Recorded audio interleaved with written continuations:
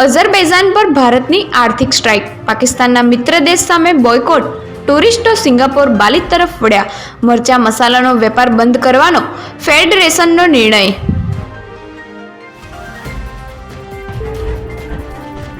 ખુલ્લી જીપમાં સીએમની તિરંગા યાત્રા, લપકામણથી લઈ અદાણી શાંતિગ્રામ સુધી યાત્રા, વંદે માતરમ અને ભારત માતા કી જયના નારા લાગ્યા.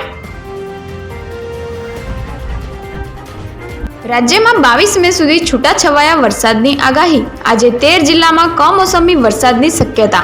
અમદાવાદ, રાજકોટ સહિત 4 શહેરમાં 40 ડિગ્રી ગરમીનું અનુમાન.